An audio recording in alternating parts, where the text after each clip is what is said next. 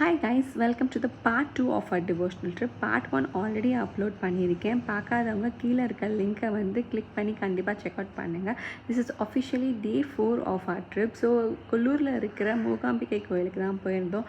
Lunch எல்லாம் முடிச்சுட்டு டேரெக்டாக கோயிலுக்கு போயிட்டோம். ஒரு 3:34 ரேஞ்சுக்கு போயிட்டோம். அண்ட் கோயில் அவ்வளோ அழகாக இருந்துச்சு, ஒரு கேரளா டச்சோட. கூட்டமாலாம் இல்லை. ஸோ டக்குன்னு வந்து சாமியை பார்த்துட்டோம். அண்ட் அன்றைக்கி கிளைமேட்டும் ரொம்ப ஃபேர்ஃபுல்லாக இருந்துச்சு. மழை பெஞ்சு அப்போ தான் வந்து ஸ்டாப் ஆகிருந்துச்சு. ஸோ சாமியை நல்லா திருப்தியாக பார்த்துட்டு அன்றைக்கி நைட் வந்து கொல்லூரில் தான் ஸ்டே பண்ணியிருந்தோம். தென் அஃபிஷியல் டே 5 கேம்.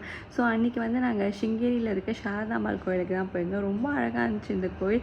டக்குன்னு சாமியெல்லாம் பார்த்துட்டு அங்கே பேக் சைட் துங்கா ரிவர் அப்படின்னு சொல்லிட்டு ஒரு ரிவர் இருந்துச்சு.